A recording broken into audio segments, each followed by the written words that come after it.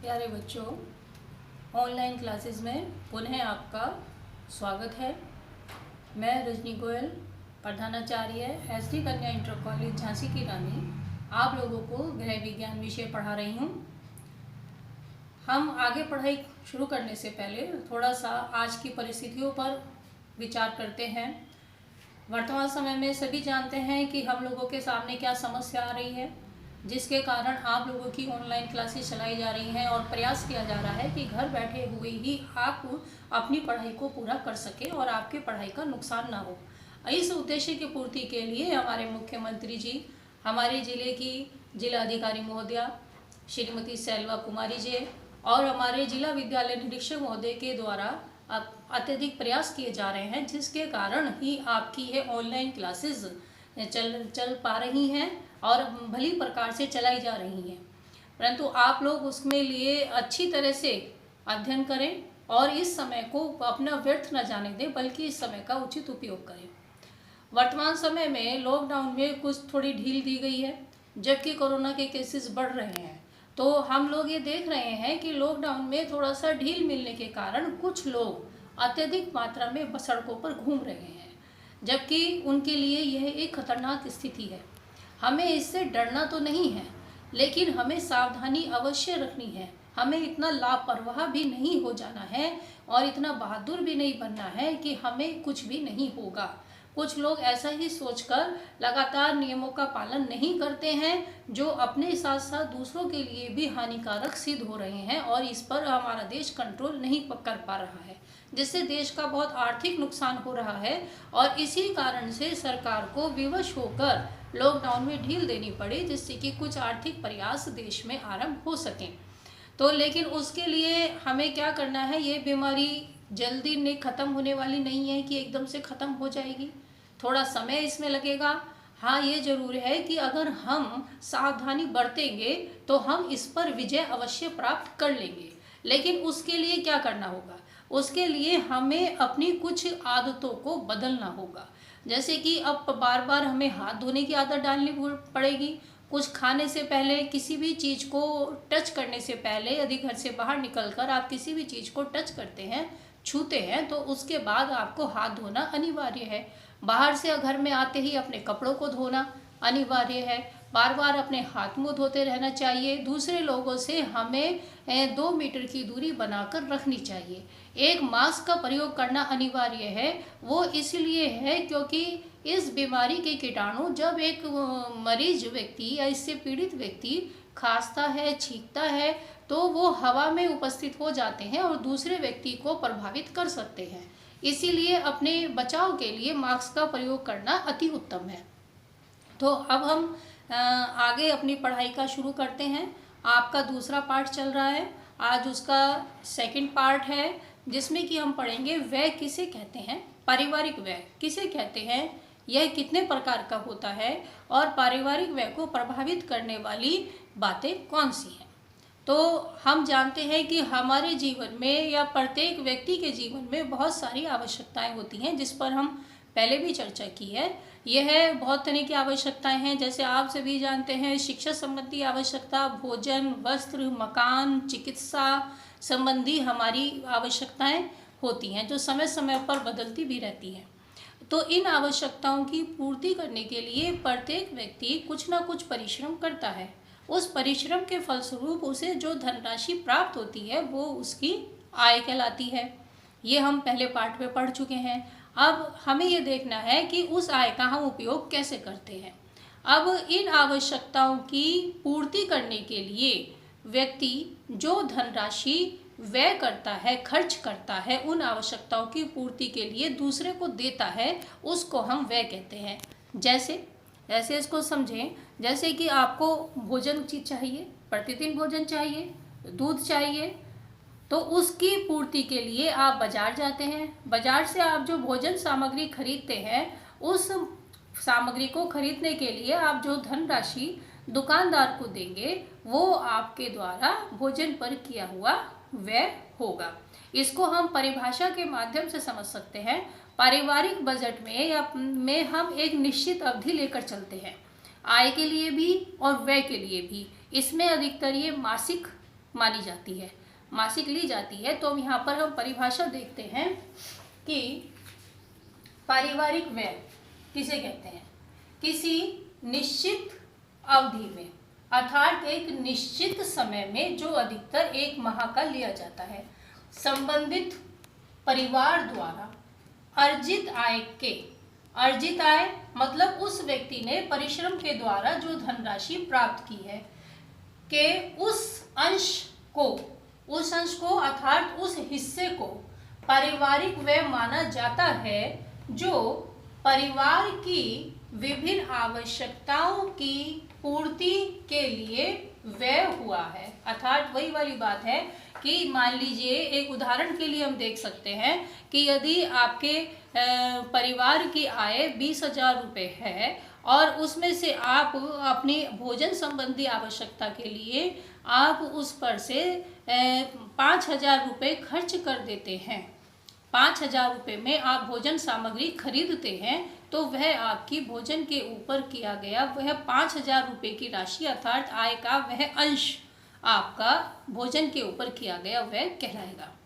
अब ये व्यय कई प्रकार के हो सकते हैं। जैसे व्यय के प्रकार में आपके आएंगे निश्चित व्यय, अर्थात कुछ व्यय ऐसे होते हैं परिवार के जो सदैव एक समान रहते हैं, निश्चित रहते हैं, जिनका हमें पता रहता है कि हमें कितना उस पर खर्च करना है। जैसे कि आप जिस मकान में रहते हैं उसका अगर आपको किराया देना है तो सपोज आपको प्रति माह उसका 3,000 रुपये किराया देना है, तो ये आपका फिक्स है, पक्का है कि 3,000 रुपये देना है। इसी तरह आप अगर विद्यालय में पढ़ने जा रहे हैं तो आपकी फ़ीस निश्चित है कि आपकी फ़ीस 300 रुपये माह जानी है। तो ये चीज़ एक निश्चित चीज़ें हैं जिसका हमें पता होता है कि कितना खर्च होगा। इसके बाद यह एक दूसरा व्यय है आपका अर्ध निश्चित व्यय। अर्ध निश्चित व्यय अर्थात अर्ध जैसा कि इसके नाम से स्पष्ट है, अर्ध निश्चित, आधा निश्चित व्यय अर्थात कुछ निश्चित है और कुछ अनिश्चित है। ये हमारे अधिकांशतः व्यय ऐसे ही होते हैं, इसी प्रकार के व्यय होते हैं अधिकतर, जो कि पूर्णतः निश्चित नहीं होते। निश्चित रहने वाले व्यय बहुत कम सीमित मात्रा में होते हैं। जैसे कि अर्ध निश्चित व्यय जिसको हम अपनी इच्छा अनुसार कम या ज़्यादा कर सकते हैं। जैसे कि आपका भोजन पर ही व्यय ले लीजिए, यदि कभी आपकी आय अच्छी हो जाती है या आपकी इच्छा होती है कि कुछ नया खाया जाए, नया किया जाए, तो आप भोजन पर ज़्यादा मात्रा में खर्च कर सकते हैं। इसी तरह वस्त्र है, कभी आप वस्त्रों पर अच्छे वस्त्र खरीदने पर ज़्यादा व्यय कर सकते हैं। यदि कोई विवाह उत्सव में आपको जाना है तो आप वस्त्रों पर ज़्यादा खर्च करेंगे। इसी तरह है कुछ आपकी किताबों पर है, मनोरंजन पर है, तो आप वो उस पर अपनी इच्छा अनुसार कम या ज़्यादा खर्च कर सकते हैं। ये हम आय के अनुसार भी व्यय को कम या ज़्यादा कर सकते हैं। इसमें सबसे ज़्यादा भोजन पर ही आता है। जैसे कि कभी आपकी इच्छा फल खाने की है तो आप उस पर फलों पर अधिक मात्रा में खर्च करेंगे। इसके बाद आता है आकस्मिक व्यय। आकस्मिक जैसा कि इसके नाम से ही स्पष्ट है, आकस्मिक अर्थात अचानक, जो कि आपके अचानक आने वाले व्यय होते हैं जिनका हमें पहले से ज्ञात नहीं होता और ना ही जिसका हमने पूर्व में अनुमान हम लगा सकते हैं। जैसे कि कोई व्यक्ति घर में अगर अचानक बीमार पड़ जाए तो आपको उसे डॉक्टर के ले जाना पड़ेगा, दवाइयाँ दिलवानी पड़ेंगी और उसका खर्च आपका आकस्मिक व्यय के अंतर्गत आएगा। इसी प्रकार घर में अगर किसी की दुर्घटना हो जाती है तो वो भी अचानक होगी। तो उस व्यय को, अचानक व्यय के लिए आदमी के पास व्यवस्था तभी होती है जब वो व्यक्ति कुछ बचत करके रखता है। अगर वो व्यक्ति समझदार व्यक्ति होगा तो वो बचत करके रखेगा और उसमें से आकस्मिक व्यय में वो खर्च करेगा, अन्यथा उसे ऋण लेना पड़ेगा। इसके बाद आता है अन्य व्यय। अब कुछ व्यय ऐसे होते हैं जो कि ना तो निश्चित है ना आकस्मिक है, बल्कि हम अपनी इच्छा अनुसार उन पर व्यय करते हैं। जैसे कि आपकी इच्छा होती है बस कहीं पार्क में कहीं घूमने जाने की, पिक्चर देखने की, बाहर खाने पीने की, या विलासिता संबंधी व्यय, जैसे कि इसमें आपके प्रसाधनों पर खर्च करना, प्रसाधन पर खर्च करना, स्कूटर, गाड़ी इत्यादि पर खर्च करना। तो ये सब आपके अन्य व्यय हैं जो कि हमारी आय के ऊपर निश्चित होते हैं। और जैसे जैसे आय बढ़ती चली जाती है आपके मनोरंजन और विलासिता पर संबंधी व्यय आपके बढ़ते चले जाते हैं। इसके साथ अब हमें ये आपके हो गए पारिवारिक व्यय के प्रकार, निश्चित व्यय, अर्धनिश्चित व्यय, आकस्मिक व्यय और अन्य व्यय। इसके पश्चात हम पढ़ेंगे पारिवारिक व्यय को प्रभावित करने वाले तत्व। ये हम पढ़ेंगे प्रभावित व्यय को प्रभावित करने वाले तत्व। इसमें सबसे पहला तत्व आता है परिवार का स्वरूप। इसमें परिवार का स्वरूप, जैसा कि इसके नाम से स्पष्ट है कि परिवार दो प्रकार का होता है, संयुक्त परिवार या एकाकी परिवार। जैसे कि आपको नाम से पता है संयुक्त परिवार, जिसमें कि परिवार के कई परिवार एक साथ रहते हैं, जिसमें आपके दादा दादी, चाचा चाची, ताऊ जी और परिवार के अनेक परिवार एक साथ रहते हैं। आपके माता पिता, सबके बच्चे, सबके भाई बहन एक साथ रहते हैं संयुक्त परिवार में। तो संयुक्त परिवार में एक साथ भोजन बनाना, एक साथ रहना इत्यादि खर्च होते हैं। तो वहाँ पर क्या होता है कि परिवार का खर्च कम हो जाता है, क्योंकि भोजन एक साथ बनता है, बिजली का खर्च एक साथ होता है, मकान का खर्च एक साथ होता है, तो खर्च कम आता है। लेकिन इसका उल्टा होता है एकाकी परिवार। एकाकी परिवार में क्या होता है, जहाँ पर कि सिर्फ माता पिता और उनकी संतानें रहती हैं। वहाँ पर क्योंकि व्यक्ति की सारी आवश्यकता है, खर्च तो उन्हें सारे करने पड़ेंगे। मकान का खर्च भी होगा, चिकित्सा का खर्च भी होगा और भोजन का भी खर्च होगा, बिजली का, पानी का सब खर्च होगा, लेकिन वो अलग से उन्हें देना पड़ेगा। तो यहाँ पर परिवार पर व्यय अधिक पड़ जाएगा। जबकि इसके मुकाबले संयुक्त परिवार में सबका खर्च, सभी परिवारों का खर्च एक साथ होता है, तो इसलिए वहाँ पर उन पर व्यय कम पड़ेगा। इसके पश्चात दूसरा पॉइंट आता है सदस्यों की संख्या। पारिवारिक व्यय को सबसे अधिक प्रभावित करती है परिवार के सदस्यों की संख्या। ये तो आप जानते हैं, आराम से जान सकते हैं कि यदि किसी परिवार में अधिक सदस्य हैं तो वहाँ पे खर्चा ज़्यादा ही होगा, इसमें कहने की आवश्यकता नहीं है। यदि किसी परिवार में 7 सदस्य हैं तो वहाँ भोजन पर खर्च, निवास पर खर्च, मकान भी बड़ा चाहिए, शिक्षा पर खर्च, सभी चीज़ों पर खर्च बढ़ जाएगा। लेकिन यदि किसी परिवार में 4 सदस्य हैं, माता पिता और उनकी 2 संतानें, तो वहाँ पर सभी वस्तुओं पर खर्च कम हो जाएगा, जैसे भोजन, शिक्षा, बिजली, पानी और आपका स्वास्थ्य, सभी चीज़ों पर खर्च आपका कम हो जाएगा। इसके बाद हमारा अगला पॉइंट आता है परिवार का स्तर। परिवार के स्तर से तात्पर्य क्या है? आप जानते होंगे कि परिवार के समाज में अधिकतर 3 स्तर माने गए हैं, उच्च वर्ग, मध्यम वर्ग और निम्न वर्ग। अब उच्च वर्ग क्या होता है? उच्च वर्ग का एक अपना रहन सहन का स्तर होता है।